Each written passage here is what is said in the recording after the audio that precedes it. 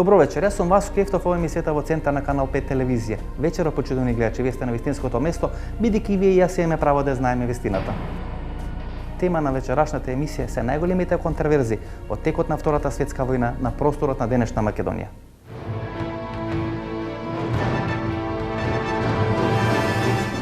Клучот на сите контроверзии на Втората светска војна е прашањето на Солун, односно колку Република Македонија, македонските партизани биле блиску до реализација на таа парола Солун е наш. Најголемата контроверза на Втората светска војна, кога станува збор за македонското прашање, е дали македонските сили може да го освојат Солун и дали постоја идеи да биде освоен Солун. Ни случај. Па ние немахме ни сили така. Ако тоа го направихме, ние и сега ќе имахме војна до сега. Имахме војна одека, и че ја немахме Македонија. Ето, господин Чапаранов, јас например сум читал во некои ваши дела, кај што вие спомнувате меѓу редови, дека Темпо всушност на митинг во Битола прв ја дава таа парола да одиме на Солун. Точно е дека Темпо во Битола излегува со ја стварила паролата за обединување на Македонија. Че тоа Темпо го кажа на средбите со Тито во Белград. Да. Тој бил свесен дека македонците се борат за самостојно обединената Македонија. Тоа дури го констатираат и британците. Чива идеја да се оди на Солун? Таа идеја потекна од артилерците кои што беа претходно мобилизирани во Петата бугарска армија. Значи артилерците од Македонија кои биле некаде 41-та, 42-та, во бугарска мобилизирани од Петата бугарска армија. Ништо лошо не мислеа луѓето со тоа. Едноставно искажа само своја желба. Околу 70% од Петата бугарска армија беа мобилизирани македонци, такви се потоците. Така е. И тие сака да име на Солун. Значи нели македонски да одат на Солун? Во текот на Втората светска војна не е непозната паролата да одиме на Солун, тоа е позната и сите сакаат тоа да го направат. Само требаше да се направи погодна можност, услови за сето тоа. Немаше таква можност, нити имаше можност кога го исфрлија како парола артилерците во јануари месец, нели 5 јануари. Имаше ли историски шанси да биде реализирана таа парола да одиме на Солун, бидејќи од тој период во Солун и нема британски војници многу или е занемарлива таа нивна бројка? Дали постоја реални историски околности тоа да се направи? Не, апсолутно не. Тоа јас сега реков, ќе повторам, тие артилерци не мислеа да одат на Сремскиот фронт и беа, така би рекол, разочарани што ќе одат таму далеко од татковината. Уште помалку мислеа да одат на Солун. Значи сака да останат тука. Едноставно со тоа парола сака да направат смут во партизанското движење, односно во организирањето на една државност на Македонија. Некој ги иницираше тоа да го Нема поголема организација. Нема поголема, барем според оние сознанија што ги имаме. Објавивме томови на документи за настаните на Калето, институтот ги објави и архивот. Зад нив не стои некоја посебна организација, туку тоа е би рекол повеќе стихино, затоа што веќе беа убедени тие како прокалени војници во Петата бугарска армија, дека можат, например, да направат еден бунт во војската. Не трпеше бунт војската. Не трпеше. Затоа Апостолски поток како командант на главниот штаб ги расформира тотално и веднаш ги прати на Сремскиот фронт.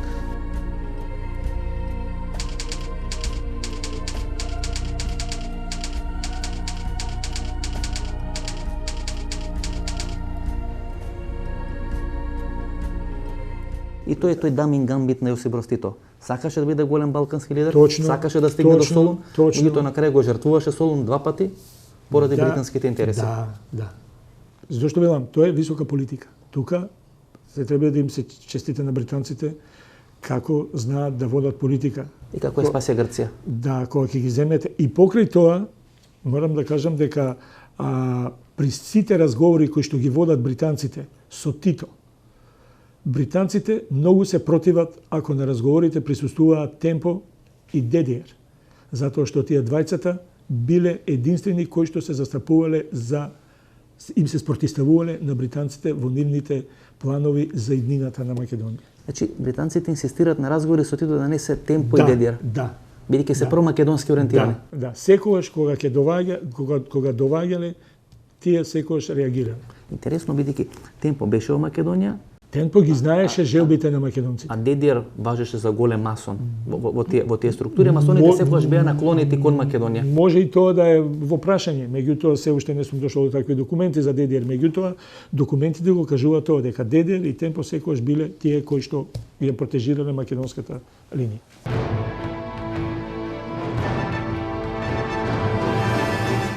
Умилената бугарска дилема или умилената дилема на многу стари ВМРО-вци во Република Македонија, што биле бугарите во текот на Втората светска војна во Македонија, ослободители или окупатори? 24.000 жртви во Македонија во текот на Втората светска војна. Што е според вас Бугарија во текот на Втората светска војна, ослободител или окупатор на Република Македонија? Естествено ослободител. Втората световна војна. Аз не знам од тези 24.000 против кого се борат македонските партизани ако вие сте ослободители? Така. Прекрасно сум го обяснил и вие го знаете. Искам да ви кажа, че тук в Стара Българија загинаха повеќе од 24. Не, за Македонија прашам. За Стара Българија не ме интересира. Зошто македонските партизани? Битката беше на идеологическа основа. Македонските партизани се борат против бугарската држава. Битката беше на идеологическа основа. Комунисти, това бяха партизаните, и фашисти, да ги наречем условно, тъй като България беше член на фашистския блок.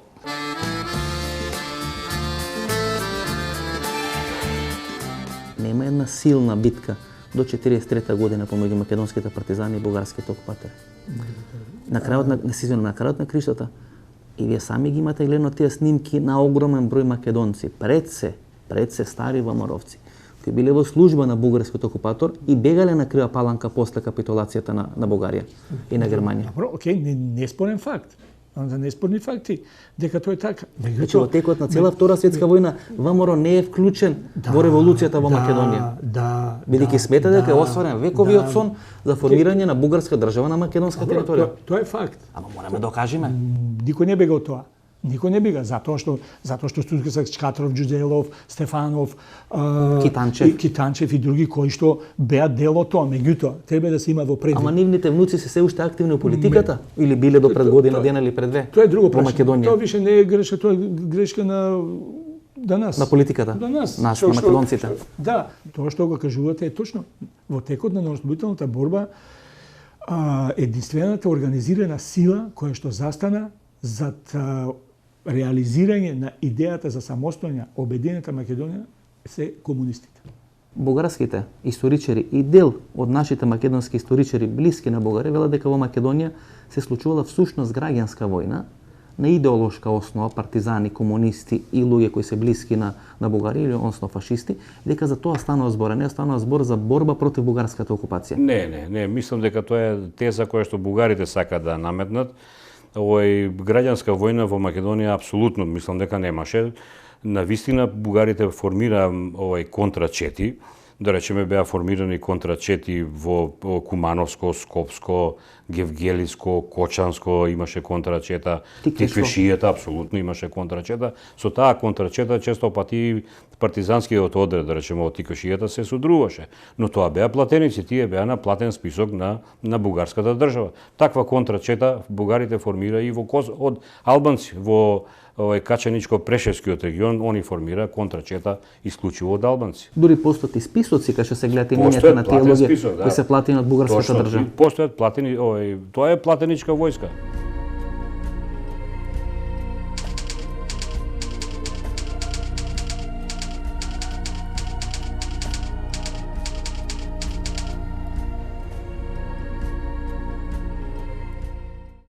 Зошто, генерале, старите ВМРО-вци во текот на таа војна 41-44 година воопшто немат ниту еден вооружен конфликт со бугарската армија и со бугарските окупациони сили во рамки на Република Македонија? Напротив, контрачетите беа платени повеќе од директорите на гимназиите. Повисока плата секој контрачетник имаше, бугарите ги плаќаа. И тоа ги плаќаа повеќе од професорите, од директорите на гимназиите.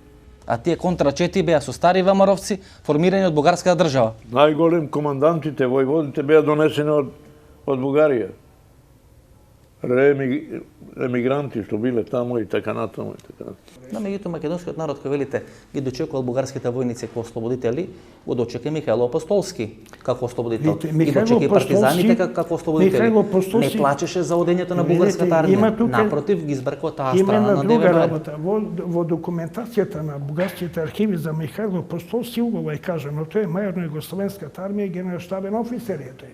Па добро, живеа у кралството на Југославија. Кога идат бугарите, тој бара да биде приклучен таму. Има документи во бугарската армија, но бидејќи во бугарската теза, оној што се заколна за царот или за кралот, не може се заколна и за друг. Тој беше... Господине Тимов, тој човек го прави февруарскиот поход.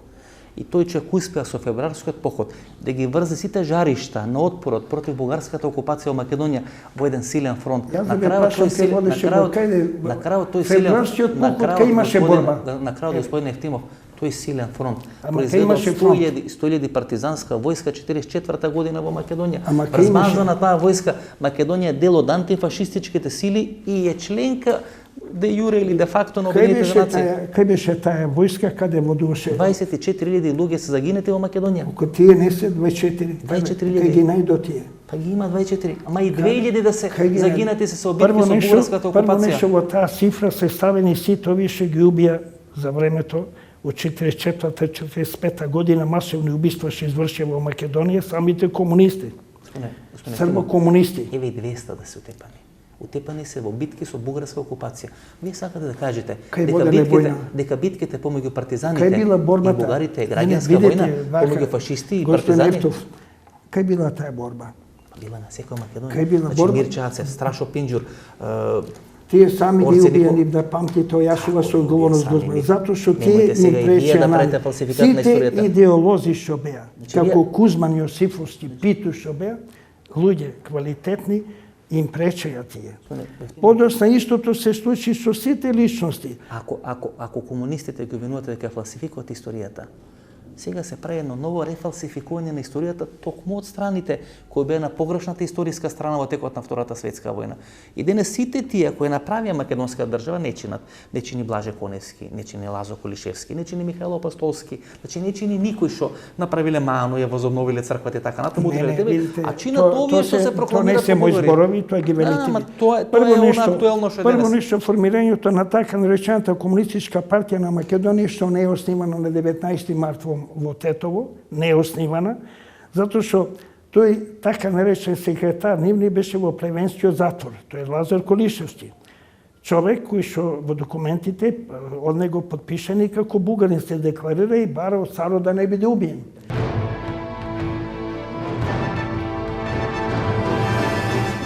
Интересно е почудно да гледате дека денес во архивите на ЦИЕ се наоѓаат одредени документи кои говорат дека всушност македонските партизани биле најголеми националисти во рамките на комунистите или тогашните партизани на поранешна Југославија и дека всушност тие првенствено се бореле за голема Македонија, а подоцна евентуално таа Македонија да влезе во состав на Титова Југославија. Генерале, во архивите на ЦИА се наоѓаат одредени документи кои ги ословуваат македонските комунисти, македонските партизани, дека биле најголеми националисти во споредба со партизаните комунистите на просторот на поранешна Југославија или на просторот на поранешна Источна Европа. Оцената што ме постави на ЦИА е коректна и тачна е. Еве, ја да ви кажам, јас сум, нели ме смета за стар комуњар, комуниста и така натаму. Ја татко ми е книговезец, служител бил во гимназијата. И помагајќи му околу тоа поврзувањето на книгите, најдох на една Македонија им принадлежи на македонците. Прва литература политичка што сум ја прочитал е национална. Дури и британците констатираат дека македонците се повеќе националисти отколку комунисти. Значи, идејата, националната идеја за самостојна и независна Македонија и нејзино обединување беше оној фактор кој што ги водеше македонците во народноослободителната борба. Значи, во текот на Втората светска војна и ЦИА и британската служба ги следат македонските партизани, црпат информации и врз база на тие информации ги прават после тие анализи дека македонските комунисти биле всушност најнационално определени во споредба со сите комунисти на Источна Европа.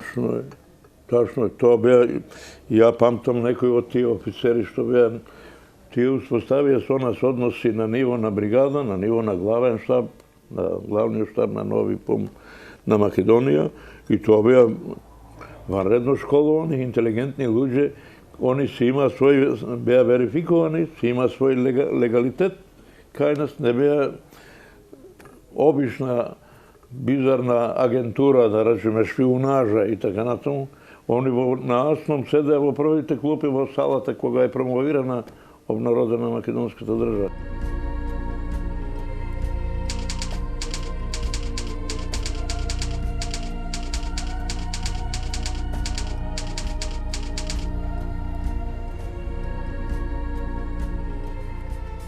Зошто 1944 година некаде август, септември месец Ванчо Михайлов не направи независна македонска држава и зошто старите вамровци не искористија таа историска шанса да направат македонска држава, а тоа го направија младите комунисти?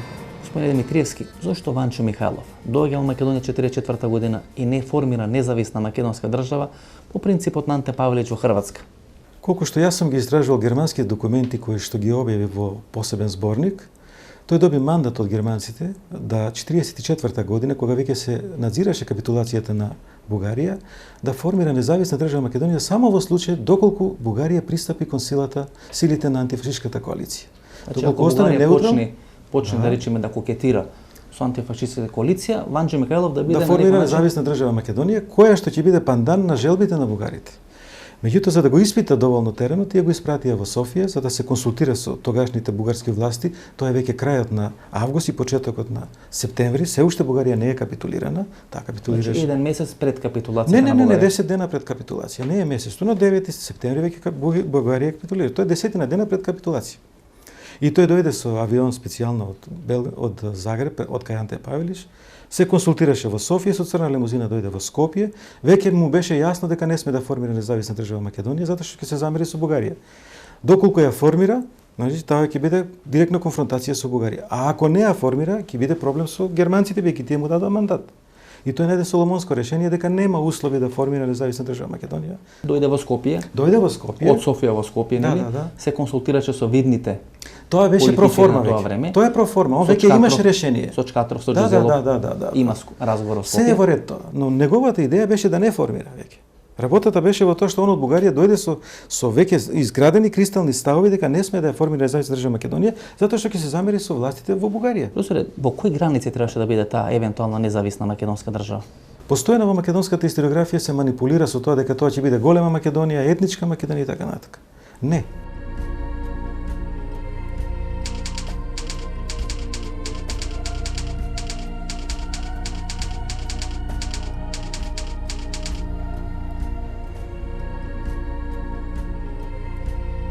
Која е првата линија на разграничување што им е ветена на бугарите? Таа линија што оди од озгора, значи од кај Каченик према Битола и тука го даваат во почетокот како окупационо подрачје на бугарите. Подоцна се поместува према запад. Се страшни дипломатски преписки, релации, врски, разговори меѓу Бугарија, значи Софија, да речеме и Рим, и Софија и Берлин.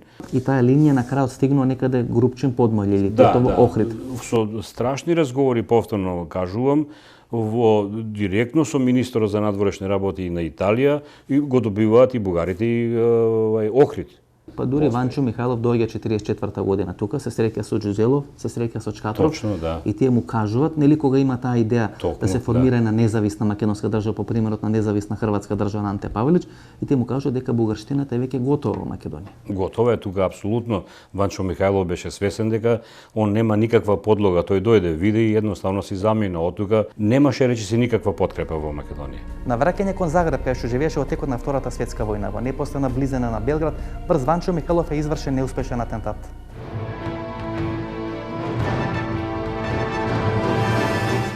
Денес во Република Македонија некој доста наивно сака во втор план да ги стави македонските партизани, ако носители на таа борба против фашизмот и создавање на независна Македонија да ја стави граѓанската класа и ченто.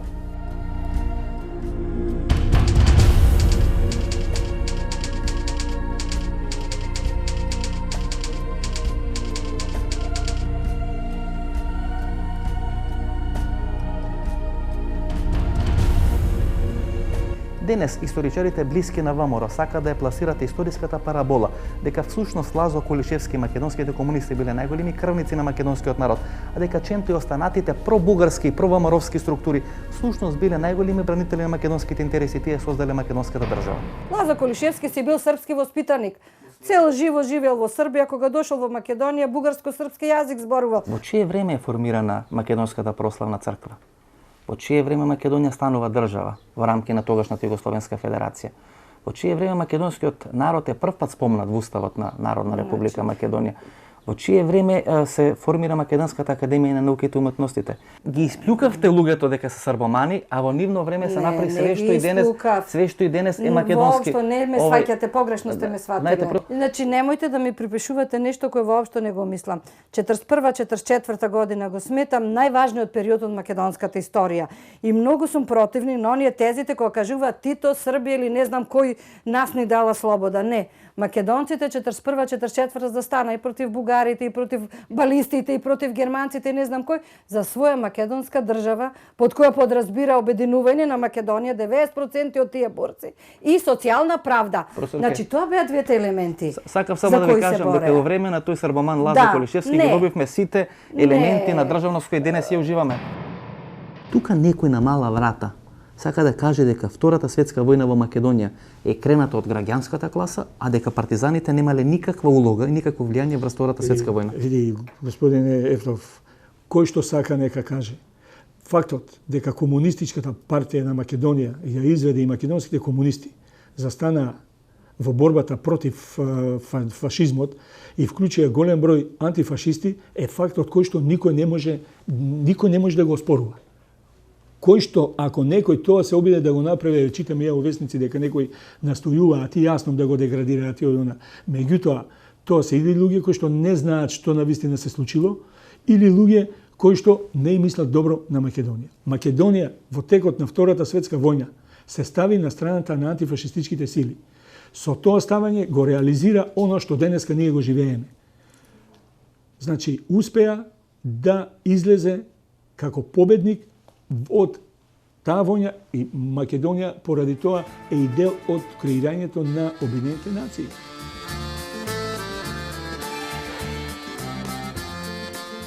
Ако ја читате книгата на денешниот или актуелниот министар за надворешни работи Антонио Милошевски, тама е евидентно дека Блаже Коневски го ословува како џуџето од Небрегова. И всушност тоа е таа парадигма на денешната политичка сцена, која Колишевски на некој начин Блаже Коневски останатите кои создадоа македонска држава се предавниците, а всушност луѓето кои се одроди од македонска држава денес ги верифицираме и ги амнестираме како главни македонски патриоти. 99-та напишавме книга кај што Блаже Коневски го означевте дека е манипулаторот и фалсификаторот Небрегова, џуџето во македонската литература. Никогаш во ниедна книга не сум го спомнал името на Блаже Коневски. Може да погледнеме? Така што може, ако сакате слободно да ја погледнеме, но мислам дека ако не ви прави никаков проблем, дури на крај ако не ви пречи може да ми подпишете, сепак министар за надворешни работи не секогаш може да подпише одредена книга, дали ова тука, плагиаторот од Небрегова. Кој друг од Небрегова познавате? Видете, слободата на изразот познава цензури во други времења. Јас мислам дека нема проблем никој да објави нормално дека е моја книга. Пишавте за Блаже Коневски? Не сум пишувал за никого по име и презиме. Дали се уште за вас Блаже Коневски е плагиаторот од Небрегова? Видете, тоа е една историска личност кој придолни многу за создавање на кодификацијата на современиот македонски јазик.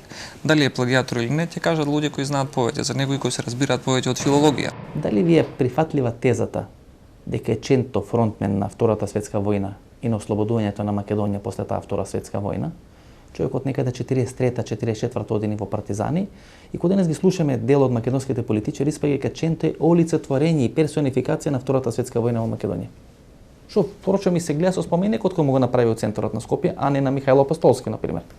Па видете, Ченто не знам колку дал придонес за вооружената борба на Македонија. Јас, изучувајќи го и целиот свој живот сум, да речеме, на 20-тиот век и на Втора светска војна, не гледам дека Ченто дал свој придонес во вооружената борба на македонскиот народ. Друга работа е што тој во државнотворниот иден изглед на Македонија имаше свој удел. Тоа е веќе сосема друго прашање.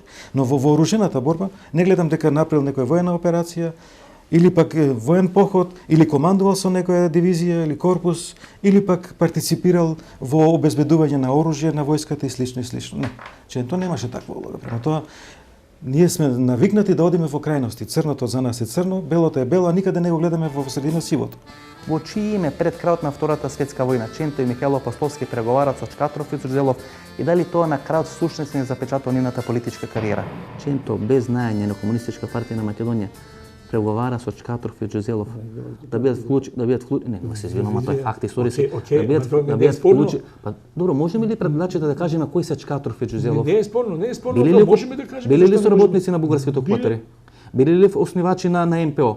Пробугарската емигрантска организација. Меѓутоа, били ли до крајот на нивниот живот на пробугарски позиции? Ама не преговаравме и вие со нив, Ченто преговараше. Се тоа точно. Меѓутоа, дали тие луѓе, ако преговарал Ченто, и ако се свртеле, виделе дека се грешка, дека постои македонска нација, дека не се бугари, дека тоа што го правеле не е како што треба, дали тоа не ќе беше по-позитивно отколку како што завршија. Господин Чепуранов, ќе ни се случеше поголем Венко Марковски.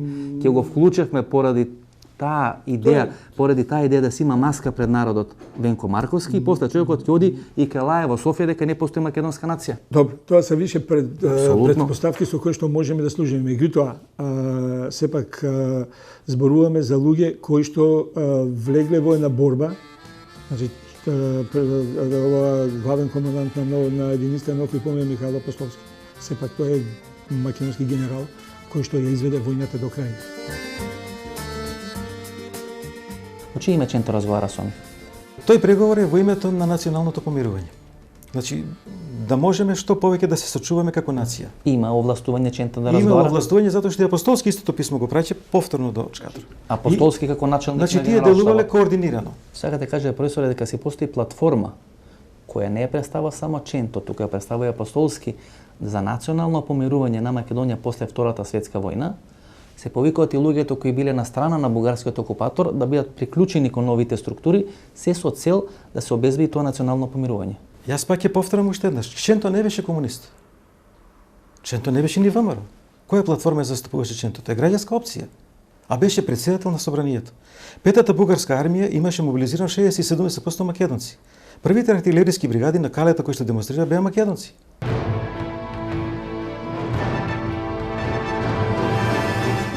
Интересен е фактот, почитувани гледачи, дека во рамките на таа петта бугарска армија, која всушност владееше на територијата на денешна Македонија, некаде околу 70% од регрутираните војници беа со потекло од Република Македонија.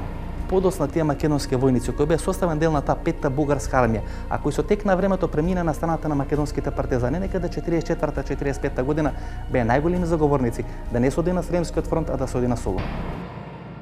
Многу има смета дека таа фашистичка власт копање на Бугарија во Македонија, поголем дел од македонците се одат во Бугарија. Дури германските документи велат во еден пригода, тоа е веќе објавено, митштанги со мотка да ги сопирате, не можете да ги сопрете тие приврзаници на бугарскиот режим, да останат во Македонијте, знае што ги чека. Судење и веројатно освета за она што се случило, за луѓето што ги знаат, за делата што ги направиле. Има ли бројка, професоре, колку луѓе се повлекле со петата бугарска армија по напуштањето на Македонија? Колку граѓани на Република Македонија, на Македонија тогашна, се повлекле таму кај Крива Паланка? Тука беше и оној бугарскиот апарат донесени на бугари од Бугарија, нели? Прво тие се повлекува затоа што си беа бугари луѓето. Нели, учители, црковен апарат, полициски апарат и се друго што беше она во служба на бугарскиот апарат. Но со нив се повлекуваат и македонци кои што се соработници на Бугарија. Тоа е интересно да се каже.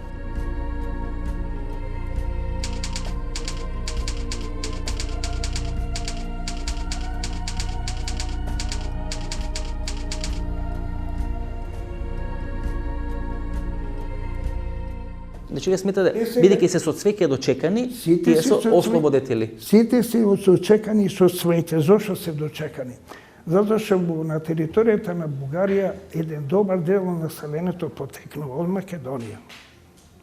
Има некој податок дека петтата бугарска армија, која е нова територија на Македонија, 70% се регрутирани војниците од македонска територија или се македонци? Податокот ви е точен, не само тука на генерал Бојдев, тука и на генерал Маринов, на Битолската дивизија.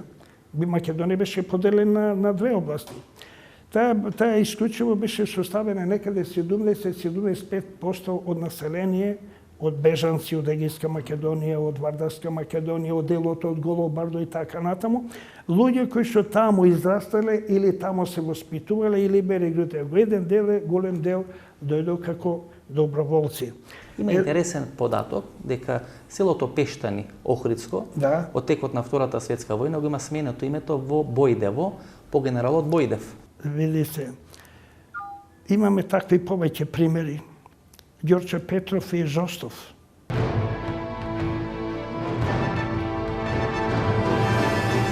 Денес, кога се отварат тие српски архиви, може да се најдат одредени документи за тие средби помеѓу Хитлер и кнезот Павле Караџорџиевич, кога како компензација за српското учество во тој троен пакт на србите им се нудеше градот Солун.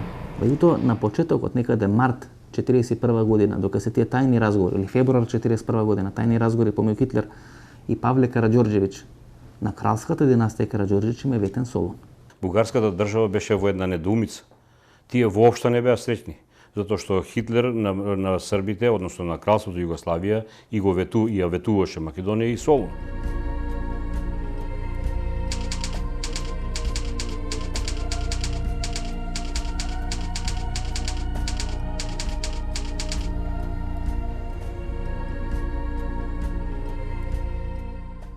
6 април почнува нападот на Германија и на силите на оската на Кралството Југославија. До 15 април Бугарија има дипломатски односи со Кралството Југославија. 15 ги прекинува. После раскинувањето на дипломатските односи на Бугарија со Кралството Југославија на 15 април, веќе на 18 април, значи 3 дена потоа, бугарските војски влегуваат во Македонија. Наредниот ден, 19 април, цар Борис веќе оди кај Хитлер. И веќе се прави комбинација како и колку да се приграби, односно се добие дел од македонската територија, односно која беше тогаш во составот на Кралството Југославија. Што беа бугарите 41 година? Ослободители или окупатори на Република Македонија или на тогашна Македонија? Господин, тоа прашање е више од 48 година па до денес постојано бугарите настојуваат да покажат дека биле ослободители. Едната теза е дека партизански револуции и борби со бугарските фашисти имало во Бугарија, дека се бореле бугарските партизани и бугарските фашисти. Со гледо да направат алузија дека слично се случувало и во Република Македонија. Тоа мојата дилема е, што биле бугарите, ослободители или окупатори? Видите, бугарите не учествуваа во нападот на Кралството Југославија. Значи, во нападот на Кралството Југославија учествуваа Германија, Италија и Унгарија. Бугарите, само бугарската држава им дозволи на германците преку низината територија да извршат напад на Кралството Југославија. Бугарите до 15 април 1941 година имаат дипломатски односи со Кралството Југославија. Кога се случи целата работа со 27 март, тогаш Хитлер го повика бугарскиот амбасадор во Германија и му кажа дека Македонија ќе биде нивна. Дека ќе биде бугарска. Ќе биде бугарска. На 15 април, по прекинувањето на дипломатските односи, бугарскиот амбасадор го известува бугарската влада дека Хитлер го повикал и му кажал дека бугарската војска може да влезе во Македонија како окупатор. Значи, да ја окупираат Македонија. Значи како окупатори. Како окупатори. Тоа го вели самиот амбасадор бугарски. Како окупатори да влезат.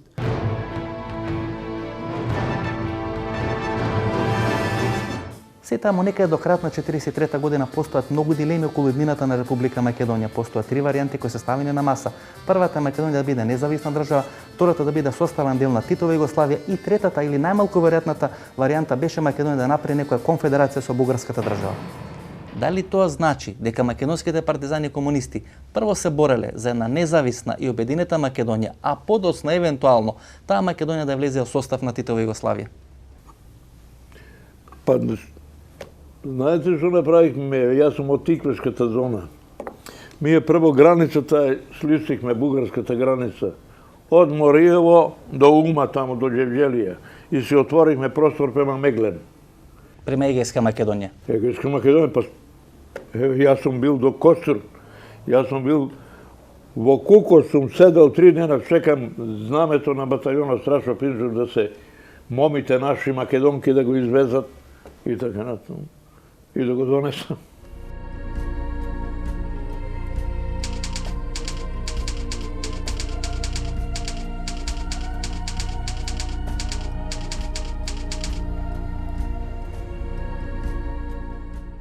Веројатно македонскиот народ всушност со симпатија гледа кон комунистичката партија токму поради тоа национално прашање, не поради идеолошкото прашање. Да.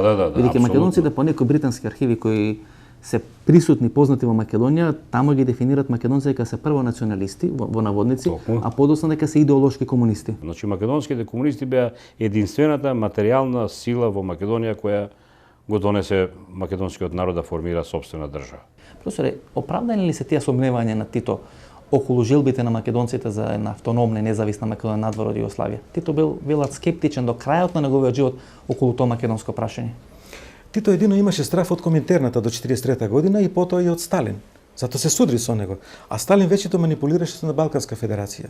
И таа Балканска федерација пружеше можност за една обединета Македонија во таа Балканска федерација, која што понекогаш идеше Југославија и Бугарија, тоа е двојна федерација, во која што Македонија ќе биде обединета заедно со Пиринска, но не и Егејска.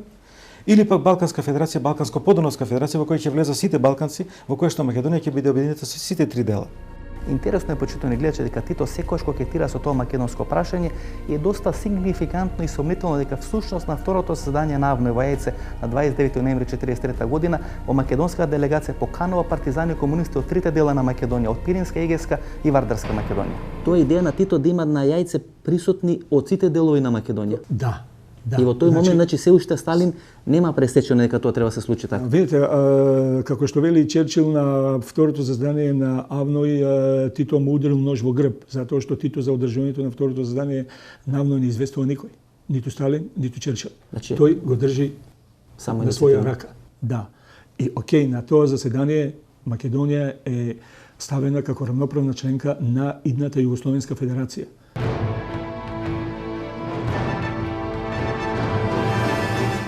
Има некои архивски материјали кои денес почнаа да станат достапни, дека 43 година сушност Тито го изненадува Сталин со одредени одлуки на второто заседание на Авној. Вклучително македонското прашање. Може да се каже, бидејќи самиот Сталин подоцна го прашува Кардель кои се тие македонци, како зборуваат во повојниот период кога му беше тој на гости во Москва. Тогаш е Кардель министар за надворешни работи на Федеративна народна република Југославија. Кардель е тој кој што го елиминираше Ченто и не му се бендисуваше затоа што Ченто имаше поинакви идеи од него, а Тито го слушаше Кардель.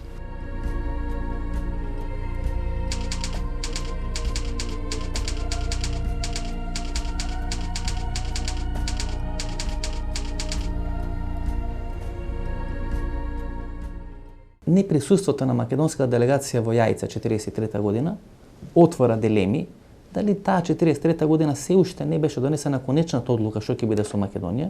Неколку варијанти беа ставани на маса, независна македонска држава, македонска држава во сегашните граници во состав на Југославија или евентуално македонска бугарска конфедерација. Никаква дилема нема, бетонирано кажувам дека во едната југословенска опција Македонија секогаш имаше простор за држава и за нација.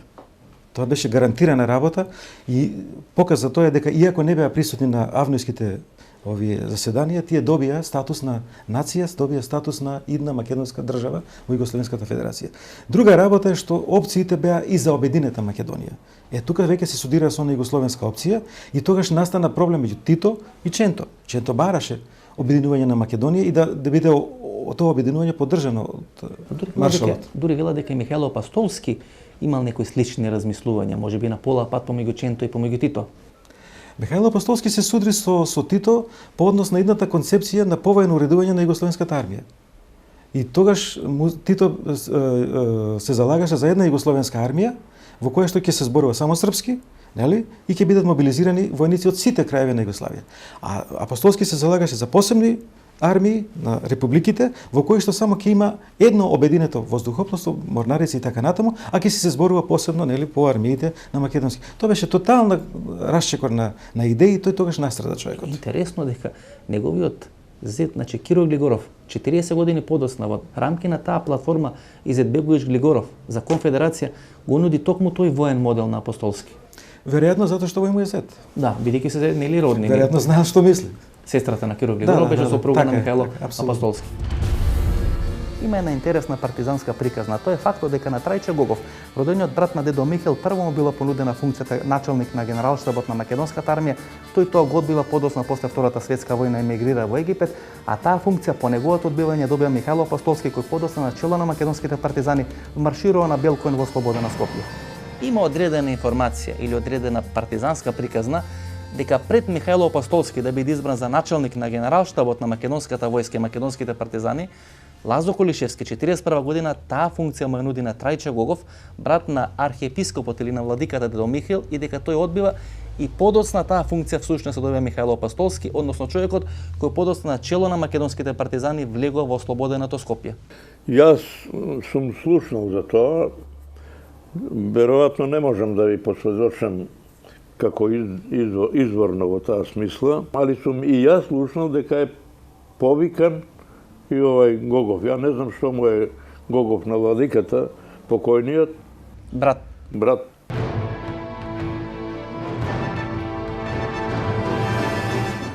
Во текот на пролета 45 година во Белград се одржуваат неколку тајни средби помеѓу офицерот на британската војска господинот Меклин и Јосип Броз Тито, на кој е договорено Тито да се откаже од Солун као компензација да добие таа британска поддршка, а целиот тек на тие разговори, тој договор 50 години да не види светло на денот, односно да биде држан како тајна, како не би бил нарушен угледот на Тито во Македонија и на просторот на Балканот. Во моментот кога се размислува да биде извршен напад на Солун или да биде освоен Солун или македонските партизани да трнат кон Солун, колку британска, американска и грчка војска е стационирана во главниот град на таа северозападна Грција, Солун? Британците се присутни со една дивизија, американците со нешто помалце од дивизија, али околу 2 бригади. Па Еласова една Маркосова дивизија. Маркосовата дивизија во Еласовата војска доаѓа во Солун. И за колку борци станува збор? Па ја мислам дека тие 12, тога има 6-7 британската дивизија, околу 3.000 овие, тоа се 10.000 и овие да речеме 5.000, нека се 15.000 и тоа дебело вооружени, кои имат и ваздухопловна поддршка, кои имат и артилериска поддршка и така натаму, така да не можеме, ние со целата војска не можеме да формираме однос на силите, поволен за напад на такво голем град. Па Самуил кога дошол до Солун, нели рекол, ако влезиме во Солун, ќе се изгубиме. Тога е во негово време.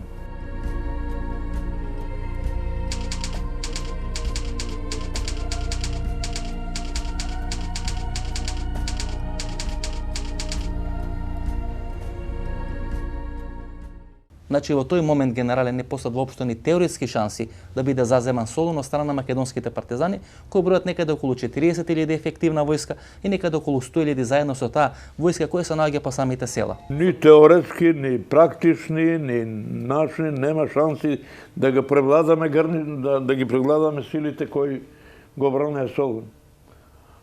Тоа се огромни тие сили. Не сакаше да им се супростави и избега германската армијска група. Знаете, таа е ипак некаков еквивалент на тие сили. Ме разбирате ли? Па ние да им се построихме на Леровата група, на Демиркапија, се што имахме наоружано, за 24 часа ќе не сомелеа. Ние применувавме друг начин на војување.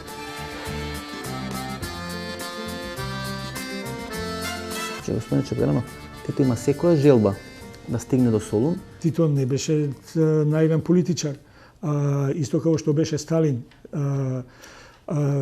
фигура која што се наметна као и култна личност и се исто и Тито настојуваше да биде господар на Балканот.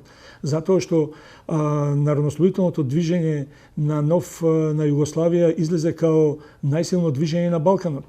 И Тито настојуваше, ако може, да со преку обединувањето на Македонија да излезе на Солун.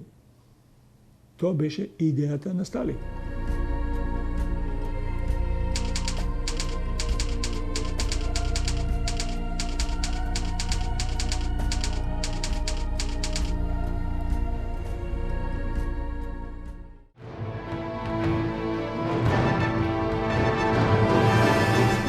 Интересно е почитно да гледачи дека денес во архивите на ЦС наоѓаат одредени документи кои говорат дека всушност македонските партизани биле најголеми националисти во рамките на комунистите или тогашните партизани на поранешна Југославија и дека всушност тие првенствено се бореле за голема Македонија, а подоцна евентуално таа Македонија да влезе во состав на Титова Југославија. Значи таа констелација на односи кои после ескалира 48-49 година со македонското прашање, си има свој Николци 44-45 година. Да, и затоа, и со цел, пазите, значи идејата за самостојна обединета Македонија е присутна. Цело време на НОП. Цело време на НОП. Затоа што земете го првото заседание на АСНОМ, дури и Ченто во својот говор истакнува неколку цели кои што ги има народнослободителната борба. Една од целите е ослободување на самостојна и независна обединета Македонија. Значи обединета во сите делови. Обединета во сите делови. Значи таа идеја уште е присутна. Затоа што тој, според мене, од 2 август до декември месец 44 година, Македонија живее еден самостоен живот. Некаде во период август 44-та, декември 44 година, Македонија дали воопшто функционира како една независна држава?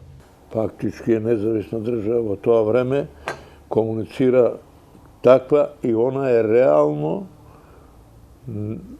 де факто, не де јуре, де факто членка као држава на антихитлеровската коалиција. Значи не во состав на Југославија, туку самостојно. Па после се асоцираме ние во Југославија. Разбирате? Тога и кога одлучуваме да одиме до крај, тамо, тога и отпочнува процесот на асоциација.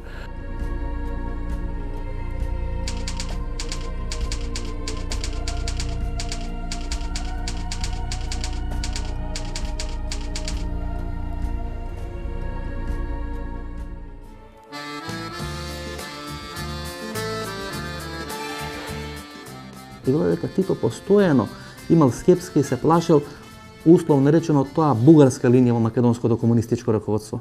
Па не знам дали се плашел, затоа што тоа не е, мислам, никаде децидно кажано, меѓутоа постои таа линија меѓу оноа југословенска или, ајде да речеме, промакедонска линија со Обединета независна Македонија, меѓутоа надвор од рамките на Југославија. Значи, тоа е оноа кое што после 44 година се случува. На седница на ЦК во Белград, 45 година, е донесена одлука со сите оние сепаратистички елементи во Македонија да се расчистува еден по еден. И познато е како сите тие завршија. Ченто, Павел Шатер, Панко Брашнаров, Киро Глигоров, Пирузе, Чучков, Соколов, сите тие луѓе кои што Апостолски, таму и Киро Глигоров, сите тие луѓе кои што на еден начин се залага за опцијата за самостојна и независна Македонија.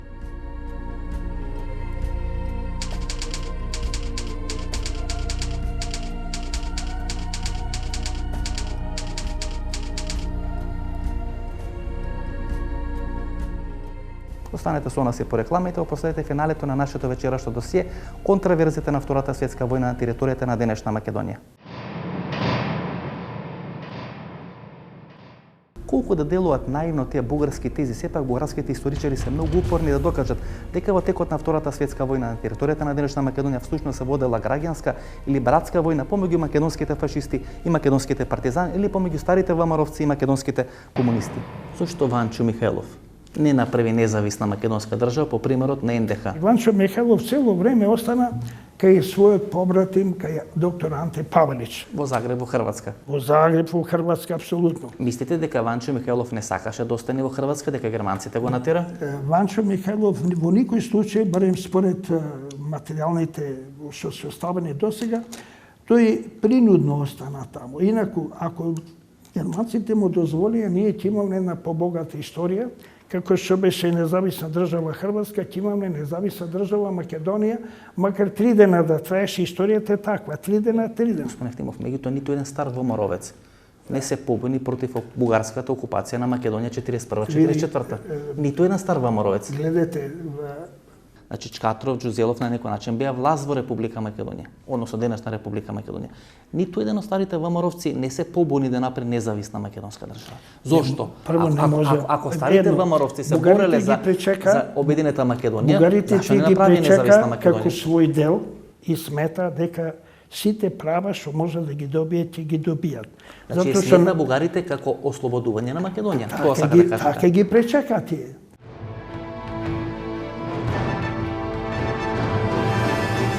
Да кажете, господин Шаперанов, дека цело време на војната се влече таа линија и ние сме на таа клацкалица на кој правец ке фатиме? Па некаде до објавувањето на манифестот 43 година неодлучноста е присутна. Меѓутоа, тој манифест пак остава простор за обединување на Македонија. Да, во рамките на Југославија. Пак велите дека 4 месеци Македонија функционира како самостојна држава? Да, 4 месеци Македонија функционира како самостојна држава затоа што кога Тито го известува што се случува во Македонија, тој веднаш реагира. Праќа луѓе во Македонија кои што треба да, као што вели он, да ги научат македонците што значи федерација. А на второто се случува на второто заседание на второто заседание на АСНОМ, тој го испраќа Кардел, Темпо и голем број други српски функционери. Тоа е 44 декември месец, 28 декември до 30 декември. На тоа заседание, као што велам ја, е сосечена она национална линија која што се залагаше за обединување самостојна и независна Македонија. Значи, всушност, 44 година, Македонија прво конституирана како независна држава, а подосна, дури некаде декември 44 или подосна, е одлучена таа независна држава да влезе во состав на поранешна Титова Југославија. Тоа е тачно. Тој момент кога е формирана македонската држава, таа е суверена држава.